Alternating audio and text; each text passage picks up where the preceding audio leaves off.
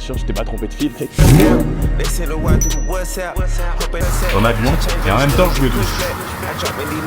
Great, how are you? Ces deux montres là, 18, 40 000. Je suis sûr que vous pouvez avoir de la valeur par rapport à ce que j'ai dit, peu importe l'industrie, peu importe la business dans laquelle vous êtes. Salut, ça va? Moi non.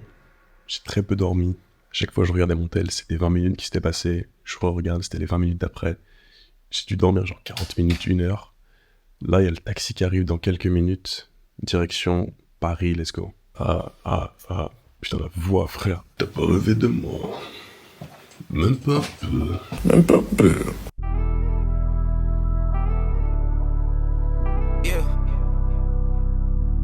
Là, je suis arrivé à Paris, il y a le Uber qui arrive, et du coup, direction l'aéroport direct. Il est 9h20, un truc comme ça.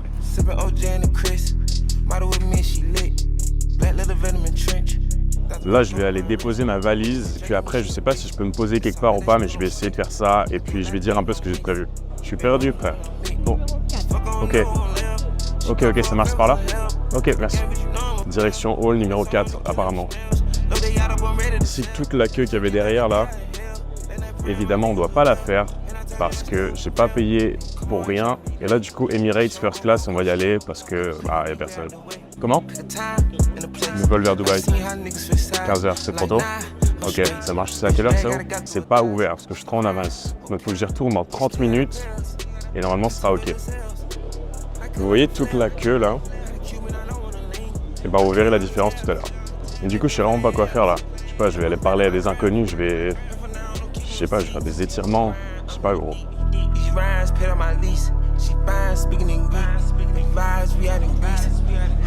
Donc là en fait ceux qui font la queue, je crois que c'est les gens qui sont en business class. Et le truc c'est que les business class, il y en a pas mal. Je crois que c'est genre entre 20 et 30 places dans l'avion, le A380 si je dis pas de bêtises. Par contre les first class, il n'y a personne. Parce que c'est hyper limité, je pensais pas. Je crois qu'il y en a 8, 10 max. Vraiment tu fais pas la queue du tout. J'avais déjà pris un vol en business class quand j'étais allé à Dubaï en décembre. Et là du coup j'y vais pour 2 mois. Et j'avais jamais pris de vol en first, donc ça va être une première. Donc là je vais passer, et après normalement ça va être direction lounge, c'est avec ça à faire à l'aéroport. Ça sera porté 18, ouais. Le salon c'est le X-Time, il est après l'immigration dans la zone de ticket. Ok ça marche, merci. C'est bon, ça c'est un cercle, enfin tu te suis comme ça, après tu fais le tour, et je viens de passer devant le même gars. Et je fais le tour du truc sans faire exprès parce que je trouve pas la sortie, donc je crois que c'est là, normalement. Enfin, le gars il m'a regardé, on s'est compris tous les deux, j'ai fait... Ouais, je suis trompé mec.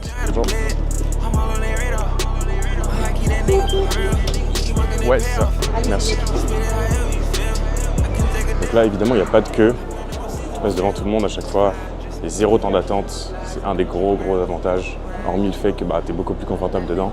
Et ce qui me fait rire, c'est la réaction des staffs. Genre quand je vais dans la file first class, je leur donne mon billet. Ils ont un doute, c'est dans leur tête.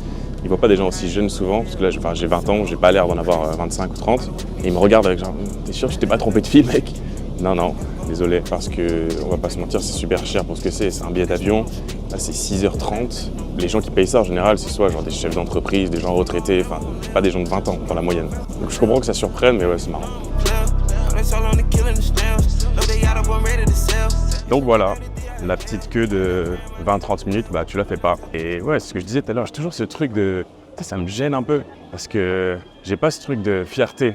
C'est plus de la gêne que je ressens quand je passe devant tout le monde comme ça. Je sais pas pourquoi. Là, je vais aller au lounge, des trucs à manger, tout ça, évidemment, c'est gratuit. C'est inclus avec le prix du billet, quoi. Et ils vont être en faillite à partir de maintenant, vu que je vais tout manger. Super.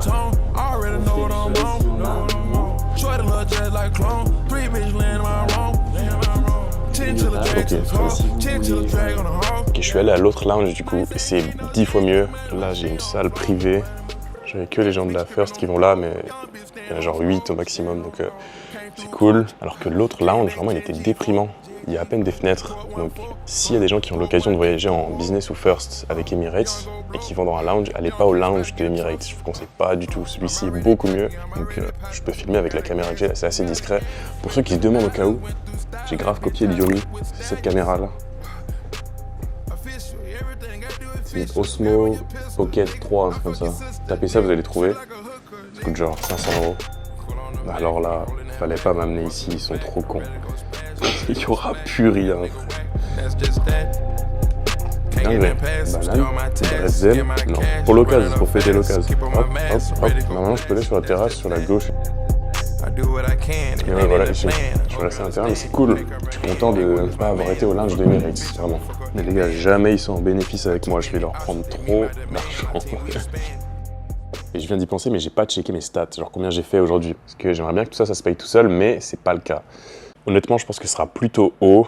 Parce qu'avant de dormir, j'ai mis un truc de génie en place qui fait que normalement pendant la nuit, j'ai pas mal chiffré. Je vais checker ça. Terminé. Aujourd'hui, juste là, je sais pas, j'ai pas checké avant. On est à 10 139 et il est midi 22. Donc c'est... Bah, en vrai, c'est une journée banale parce que par exemple, hier, on a fini à 23K hier. Je sais pas. Ok. Yesterday, là, il est marqué 23 236. On est le 27 avril et sur le mois, on est à 584 000. Pour ceux qui savent pas, au cas où c'est pas du net, j'ai pas fait un demi-million de dollars de profit. Parce que les chiffres que vous voyez là, genre 584 000 sur le mois, prend pas en compte les 20% que prend OnlyFans. Donc il faut enlever 20% à ça et ensuite j'ai environ 40% de marge. Donc je sais pas exactement combien ça fait, faites les calculs. Là je vais aller voir l'autre côté, parce que j'ai suivi le gars tout à l'heure, mais j'ai pas eu le temps de vraiment regarder ce qu'il y avait en vrai, donc on va aller voir ça. Encore plus à Graille. On n'a pas dit bonjour. Qu'est-ce qu'on a là? De l'eau, de l'eau. Je vais me faire de l'eau. Et panna cotta, mec. Café. Si on a des légumes, pas pour moi. Donne-moi de la viande, là. Elle est où la viande? Elle est où la viande? Non, c'est juste pas encore prêt, étant donné qu'il est à peine midi. Donc je vais attendre un peu. Je vais prendre un truc à boire ici quand même. Je suis là, chef. J'ai branché ça. Qu'est-ce qu'on a? On a du bœuf sauce poivre avec du riz. Commencez pas à me parler de légumes, je suis pas un putain de vegan ou gay, ça dépend comment vous prononcez vegan.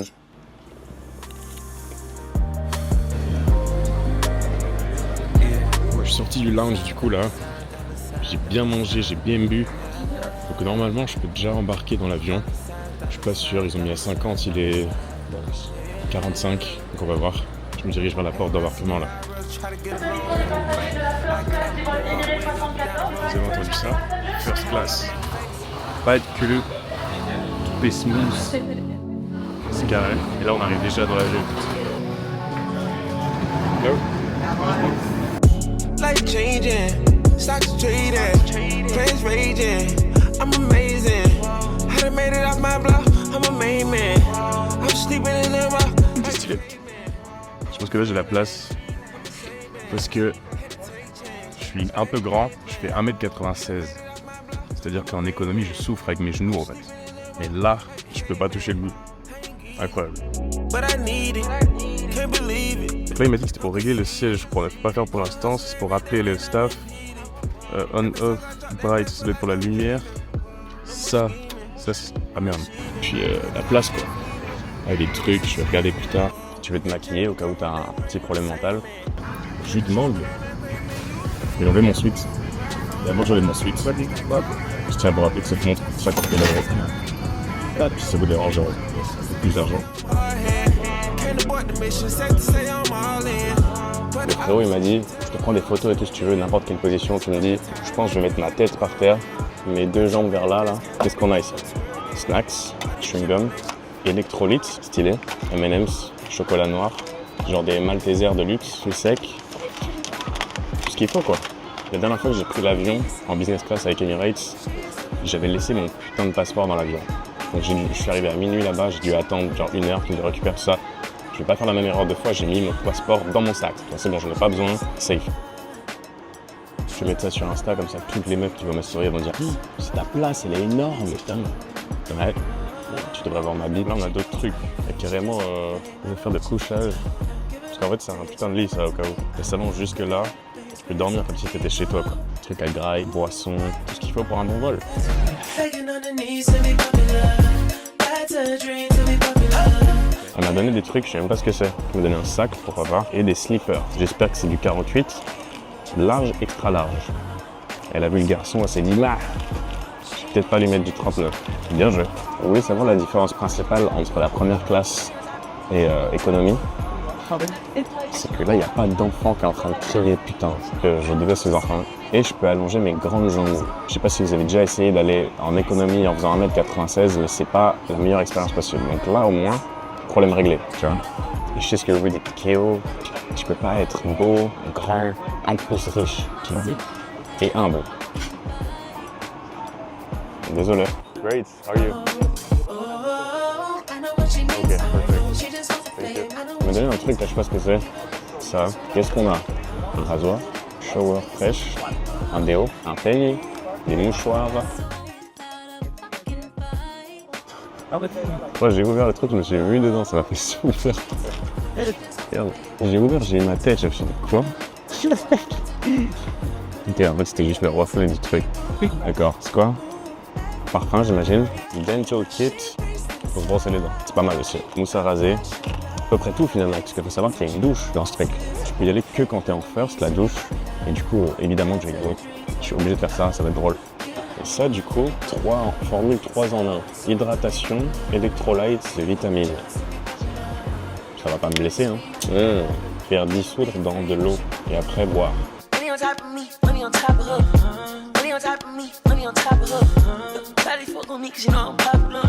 Ça passe pas, on dirait un mélange de thé et de café. Arabic coffee, elle a dit. Je sais pas, je connais pas. Enfin, peut-être juste un thé en vrai. Wow, ça me reset la salette. Je vais finir leur thé chelou là. Mangue. Un peu de turbulence. Et personne panique ici. Je suis convaincu que si l'avion il se crash, je suis le seul qui survit. Je suis hyper sérieux, j'avale pas. Je vais prendre leur truc électrolyte là, ça m'intrigue. Parce que j'ai entendu ce terme plein de fois, mais je sais jamais testé en fait. Après, ça va pas me donner des super pouvoirs, tu vois.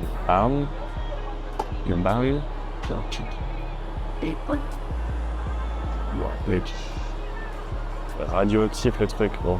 J'imagine que c'est à prendre par 1. Ouais, 1 par jour. Du coup, on va en prendre 2. Hop.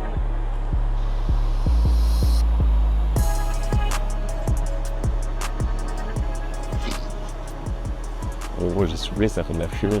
Je vais attendre un peu, hein, que ça se calme. En gros, j'ai envie de pisser. Donc là, il y a une putain de douche en fait. Je peux me doucher dans l'avion. Mais attends, il n'y a pas de toilette là. Elle m'a scam, elle a rien compris. Unboxing, toilette first class. Bon là, on va peut-être couper. Mais du coup, je vais goûter leur truc terrifiant là. La charlie de couleur en flottant. Spécial, hein. C'est avec ça, j'ai pas plus d'énergie. Je demande un remboursement de l'avion. J'ai eu la carte. Qu'est-ce qu'on a à manger? On va check ça. Il y a des sortes de mini burgers. Je peux clairement taper ça à la fin. Là, c'est écrit en arabe. J'arrive pas trop à lire. Et ouais, j'ai activé un truc sur ma caméra. Ça suit ma tête, genre. Voilà, on prend clairement pour un autiste, hein, c'est clean. Ça, whisky, vodka. La ramade. Quand même pas. En plus, ça va monter bien vite en altitude. Je vais me retrouver à plus marcher droit. C'est pas l'objectif. Chicken. Pas un cliché, mais j'ai jamais vu un noir qui mange pas de poulet, quoi. C'est peut-être parce que c'est pas un cliché, justement. Ah, parce que sinon il peut pas décoller en fait. Et en fait là, le pilote de l'avion, il a commencé à accélérer. Je dis putain les gars, en A3, il y a une fenêtre, elle est pas complètement ouverte. Je comprends. Là je crois qu'on va décoller. On était censé décoller à 15h35, il est 16h26. Et j'aurais pu être en train d'attendre avec des gens en surpoids autour de moi et des enfants en train de pleurer comme ils sont en dessous là. Mais c'est pas le cas. Ils ont des casques. Le casque il est grave mou. C'est marrant, ça progresse. Genre en économie t'as des vieux écouteurs bien durs. En business t'as un casque, mais pas le même. Celui-là il est vraiment smooth. Je regarde pas de film habituellement. Genre carrément la dernière fois que j'ai regardé un film c'était quand je prenais l'avion. Mais là pour le coup il y a vraiment pas grand chose d'autre à faire. Je pourrais écouter un livre audio, tu vois. Écouter un livre audio pendant 6 heures, je veux bien, mais je vais me faire chier. Donc je me dis, vas-y, je m'autorise un film à chaque fois que je prends l'avion. J'essaye de pas culpabiliser et je profite. J'ai du mal avec ça. Il est bien doux, hein. Le casque, j'ai l'impression qu'il me fait des caresses quand même. Laissez-moi regarder mon film tranquille. Puisque j'ai ces 2 montres dans l'avion, là, je me suis dit que j'allais en parler. Genre pourquoi je les ai achetées, tout ça. La toute première que j'ai achetée, c'est une Rolex GMT Master 2. Batgirl, le nom est super gay. Batman c'est avec le bracelet Oyster et Batgirl c'est avec le bracelet Jubilé comme celle-ci. Je préfère beaucoup plus le bracelet Jubilé. Et c'est vrai que le nom il fait un peu chier quoi. Je sais pas si ça focus ou pas.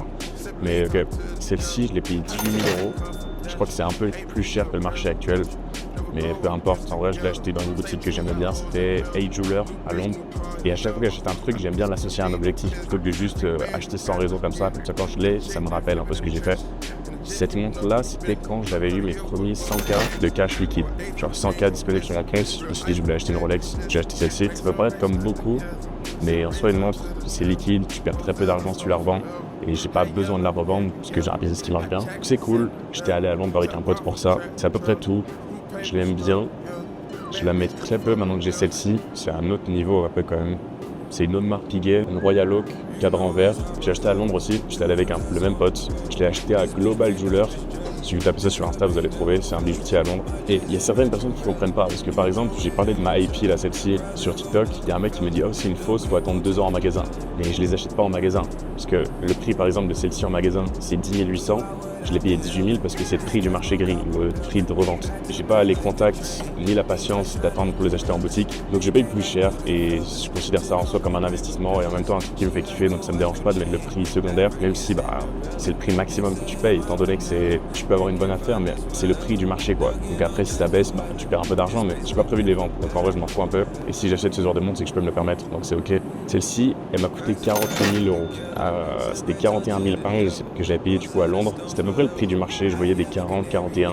J'ai pris celle-ci, c'était une neuve de 2024, donc elle sortait de la boutique juste avant que je l'achète. Celle-ci, l'objectif que j'avais mis, parce qu'en gros, c'était dans mes notes en fait. J'avais écrit mois à 100K égale AP. Je me suis dit, dès que je fais un mois à 100K de profit, j'achète une autre marque Piguet. Et du coup, je l'ai fait. En fait, c'était en janvier. En décembre, j'avais fait 60K d'une profit net, et en janvier, j'ai fait genre 180.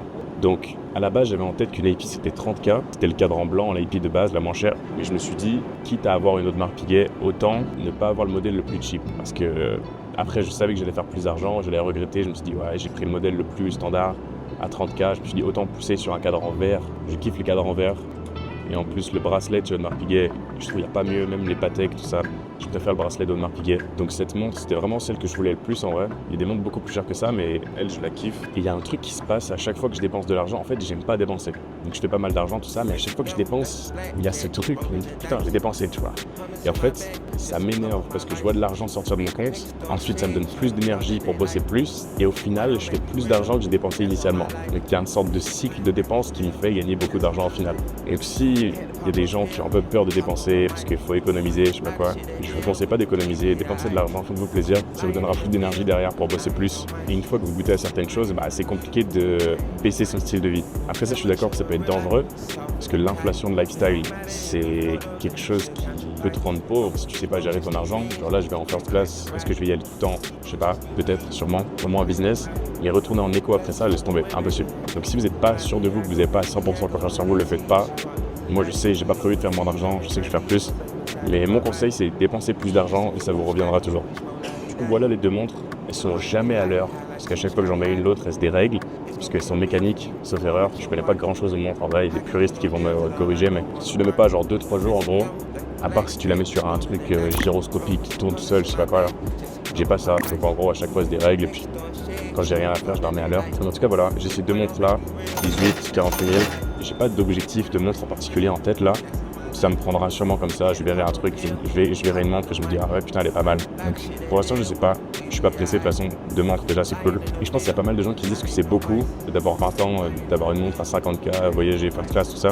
Et en fait, je pense un des trucs, honnêtement je sais pas si c'est inné ou si ça se travaille, moi j'ai pas l'impression de l'avoir travaillé, à part que je consomme que du contenu sur l'argent depuis que je suis en terminale.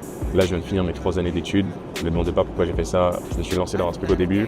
Ça m'a pas plu du tout, je sais même pas si je vais avoir mon diplôme, j'aurai sûrement des rattrapages, tout ça. Là je suis en attente, j'ai juste tout fini, j'attends les résultats. Mais je sais pas si on peut parler d'ego, parce que je saurais pas définir clairement ce que c'est, mais je pense que je mérite tout. Par exemple, si je vois une stat du genre le top 0,01% des 18-22 ans gagne 200 000 € par mois, je me dis qu'on parle de moi en fait, même si c'était pas le cas avant. Je me dis ok, il y a la place, s'il y a des gens qui le font, c'est moi qui est dedans. Tu vois, si cet avion-là se crache et qu'il y a un survivant, je te jure que c'est moi. Je le pense sincèrement, je suis pas en train de dire des conneries. Est-ce que j'ai raison? Peut-être pas. Maintenant, est-ce que ça me sert de penser comme ça? Oui, la preuve, ça fonctionne. Et les croyances, vos convictions, ce que vous pensez sincèrement, il n'y a rien de plus important quand on parle de se rapprocher de vos objectifs. Donc, Honnêtement, je sais pas si c'est injuste ou si c'est juste inné ce genre de croyance. Je sais pas si c'est un ego surdimensionné ou si c'est juste de l'arrogance dans le sens je mérite tout. Honnêtement, je sais pas. Si vous pensez comme moi et que vous n'avez pas encore de résultats, vous avez de la chance parce que j'ai toujours su que je faisais beaucoup d'argent. Je n'ai jamais su comment j'allais m'y prendre. Quand je faisais 5K par mois, je me rappelle que je sortais avec mes potes dehors. Je leur disais que je faisais 100K par mois. J'avais aucune idée de comment m'y prendre. Genre vraiment aucune idée. J'ai pas de plan, pas de process, rien du tout. Mais je savais que ça allait arriver. Juste, je show up tous les jours. Je bosse. Je fais pas grand chose d'autre. Je fais rien d'autre à part du sport et bosser. Mais ça me fait kiffer en fait. Parce que si j'ai pas d'objectif haut, je me sens perdu, je me fais chier. Et si je travaille pas vers ces objectifs, je me sens coupable.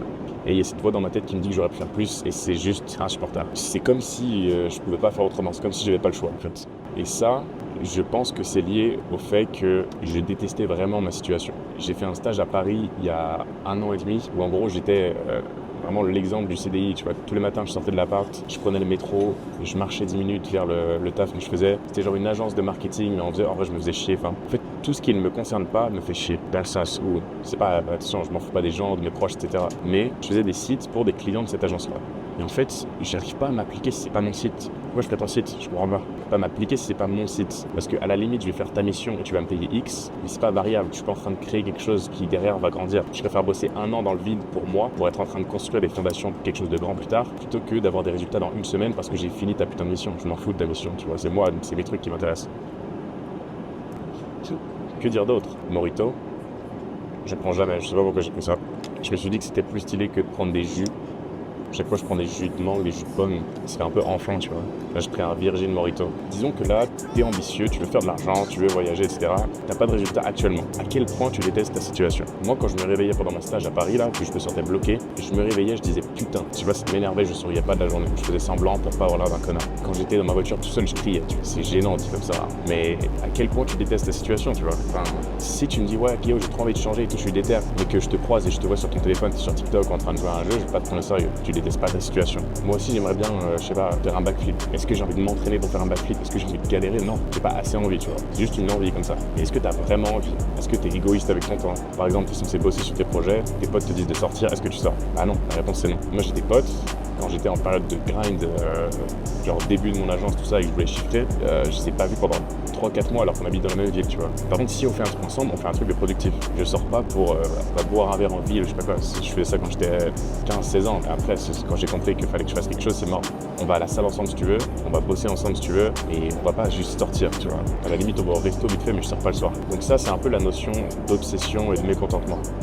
Maintenant, une notion qui est aussi importante, je trouve, c'est celle de standard. Les standards que tu t'attribues. Ce qui est très probable, c'est que tu ne deviendras pas la version de toi qui est la plus haute imaginable. Disons que tu as un idéal, tu as un objectif, ok, je veux 10 M sur mon compte, je veux 3 supercars, je veux un penthouse à Dubaï. Et là, tu as le standard le plus bas que tu es prêt à accepter.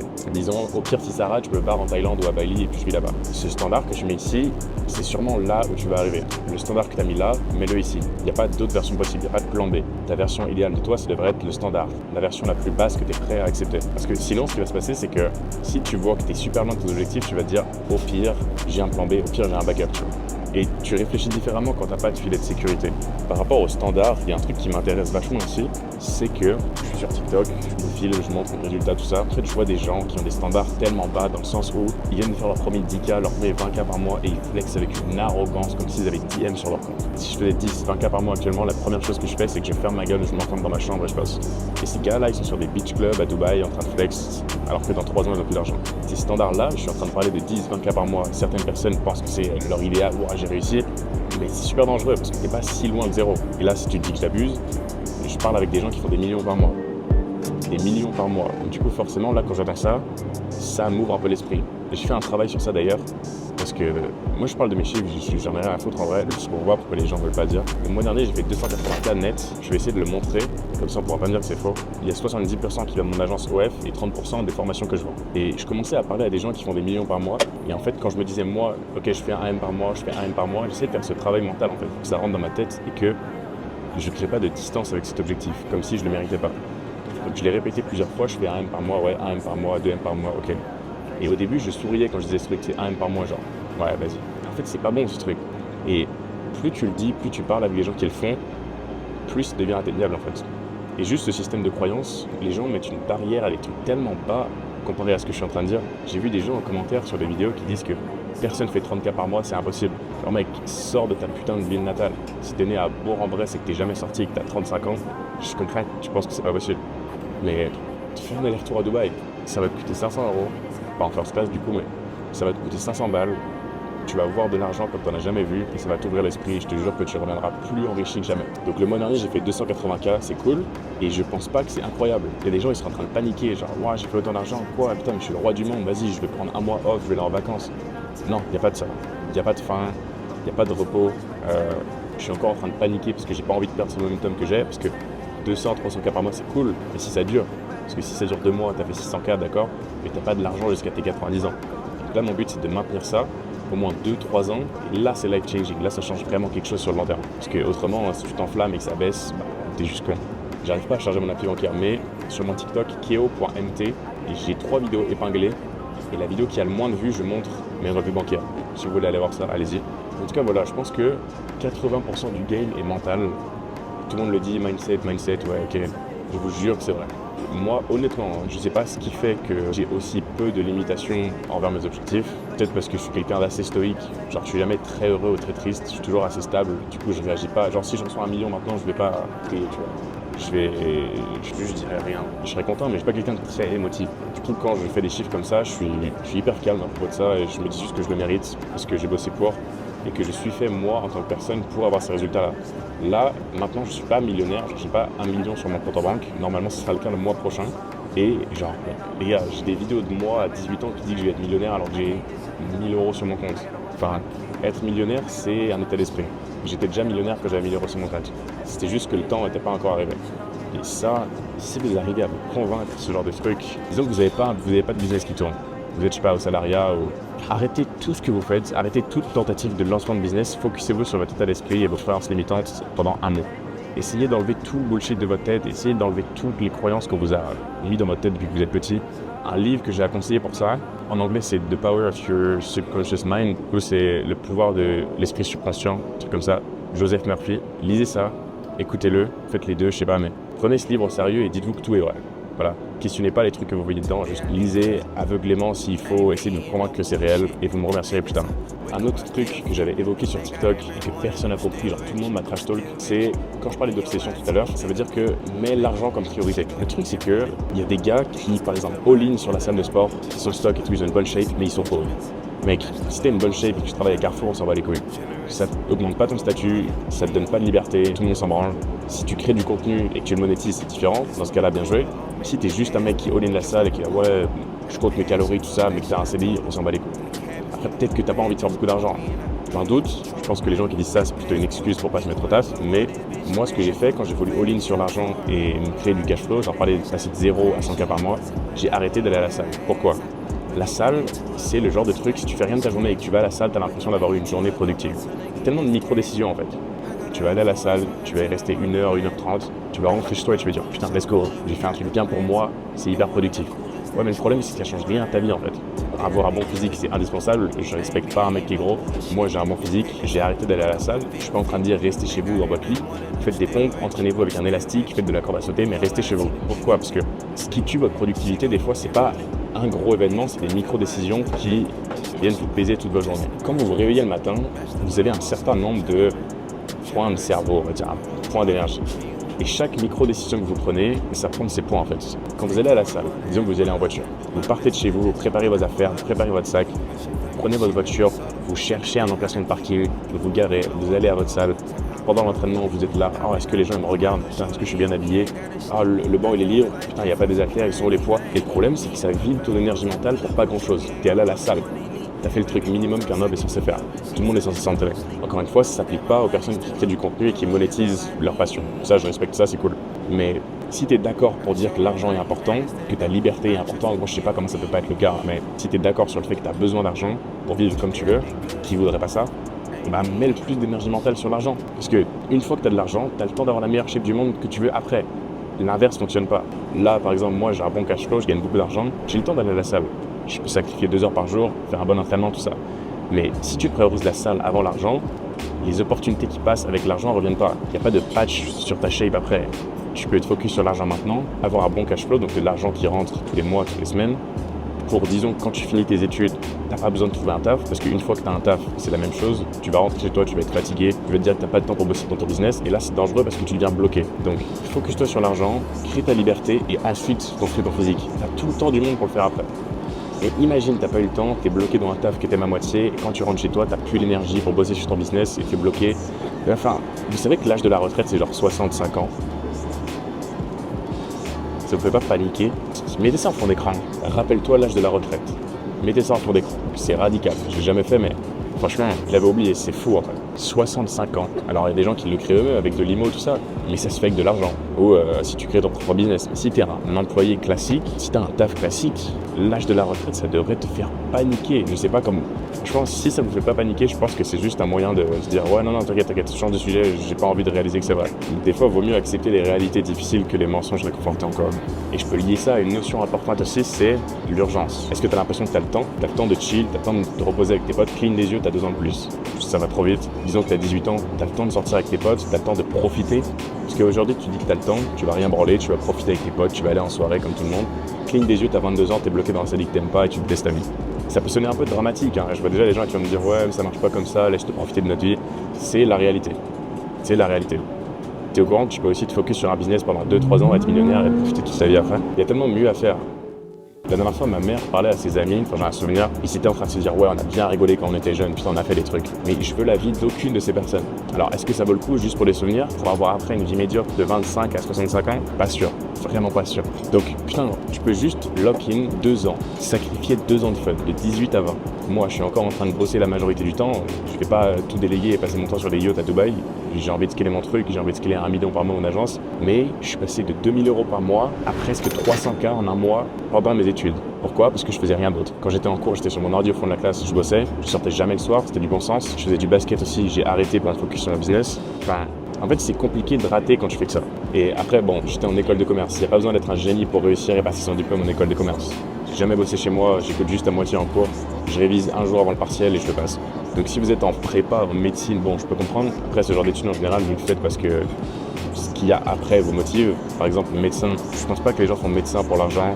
Je pense que c'est plutôt une raison fondamentale du genre tu veux aider les gens, tout ça, et ça c'est cool. Et moi j'avais aucune idée de ce que je voulais faire. J'avais un pote qui était dans cette école-là, et apparemment l'école de commerce ça ouvre plein de portes, notamment parce que c'est payant. Mais en fait, donc je l'ai fait parce que en soi j'avais pas les connaissances que j'ai maintenant. La première année d'études de l'école de commerce, je faisais 2K par mois avec le resell de sneakers, donc je faisais pas des 6 chiffres par mois, pas du tout.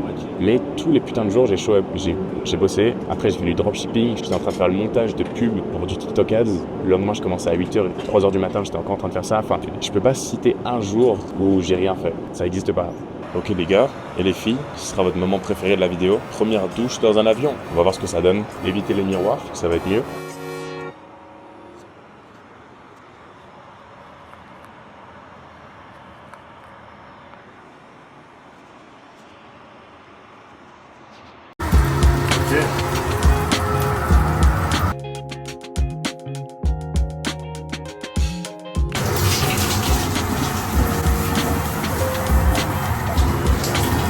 Première douche dans un avion.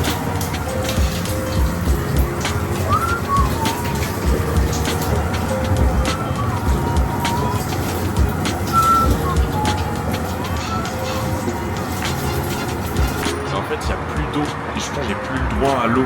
Pour être dans l'eau. Let's go. Vous connaissez la différence principale entre prendre une douche dans un avion et par terre, sur la terre? Que dans un avion, t'es dans les airs. Pensez à ça. Ton avion, et en même temps je me douche. J'ai un siège.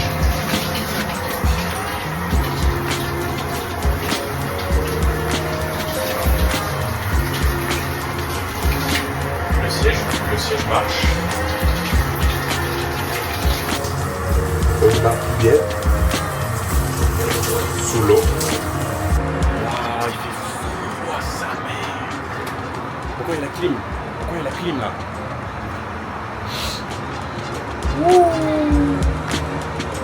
Et non, désolé les filles, ça ça traque mon visage. Donc vous pouvez partir de la vidéo, ça se passera pas. Je sais pas combien de temps je suis censé rester, jusqu'à ce qu'il me vire, on va dire. Alors, qu'est-ce qu'on a? Du parfum, bien sûr, avec plaisir. Hand wash.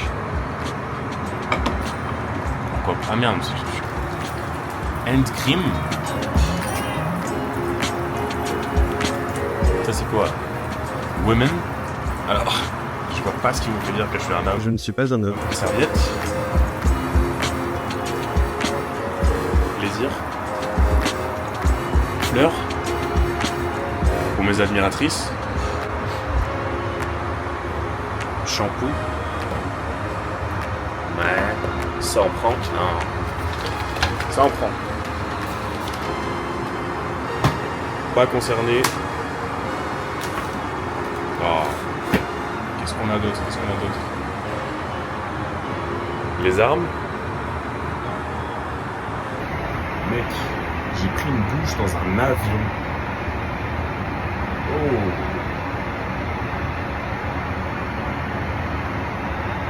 Mignon.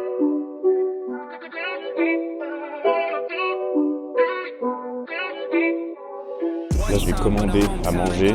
Ce qui est cool, c'est qu'il n'y a pas d'heure. Tu commandes quand tu veux.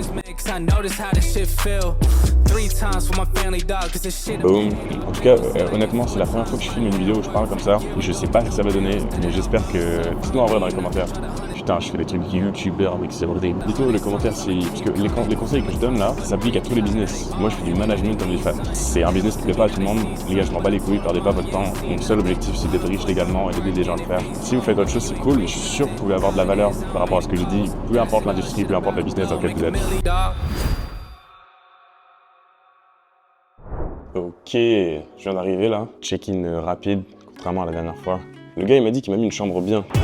C'est cool. Ah ouais.